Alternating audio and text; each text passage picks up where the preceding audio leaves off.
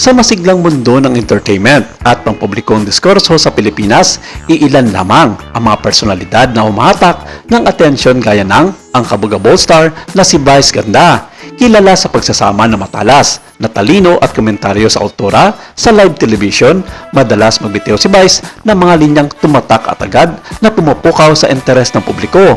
Kumakailan lamang, naging usap-usapan kasi sa social media ang mga payag ng komedyante na bagaman magaan ang tono ay may laman patungkol sa bertanong aktor na naging politiko na si Senator Ruben Padilla. Nagdulot ito ng malawakang kasiyahan at mga talakayan sa iba't ibang mga komunidad ng mga tagahanga. Bentang-benta nga sa madlang people ang linyahan ni Vice, Jong Hilario at Bong Navarro tungkol sa aktor politiko. Nagsimula ang ukrayan nang punahin ni Vice ang OOTD ni Bong at ikumpara sa karakter ni Senator Ruben Padilla sa pelikula nitong Maging Sino Ka Man with Sharon Cuneta.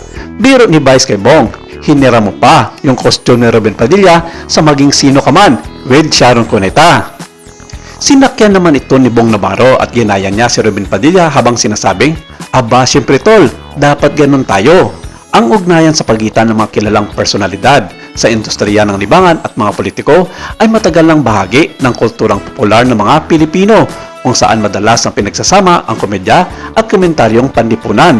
Pero kung sasumahin, pagkatapos ng nasabing insidente, sinabi ng mga nakararami na may dalang mga pangiinsulto ang mga payag na ito ni Vice Ganda na madalas sabihin nitong sirang-sira na ang senador sa taong bayan dahil sa ginagawang katangahan nito hindi lamang sa publiko kundi maging sa kanyang sarili. Madalas gumagamit ang mga host ng variety show tulad ni Vice Ganda ng mga usapang walang script at mga nakakatawang obserbasyon upang talakayan ang mga kasalukuyang pangyayari, magbigay ng mga panginsulto sa mga kilalang personalidad at mga pamantayan sa ating lipunan. Bilang isang kilalang action star na naging senador na natiling madalas na paksa ng mga headline sa media, si Senator Ruben Padilla. Kaya naman, ang kanyang mga pakikipag-ugnayan o nakaraang ugnayan sa iba pang mga icon ay nagiging tanyag na paksa ng usapan.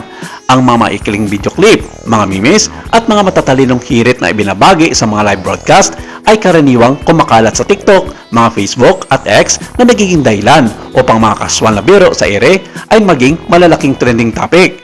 Ang pinakabagong viral moment na nagtatampok ng papaglarong komentaryo ni Vice Ganda kay Senator Ruben Padilla ay nagbibigay diin sa pangmatagalang ugnayan sa pagitan ng industriya ng libangan at mga pambansang figura. Sa pamamagitan man ng matalas na kapangangatawan o masayang panunukso pati na pangiinsulto sa katayuan nito, itinatampok na masandaling ito ang kakaibang paraan ng pagpapakita at pag-aliw ng telebisyon sa publiko.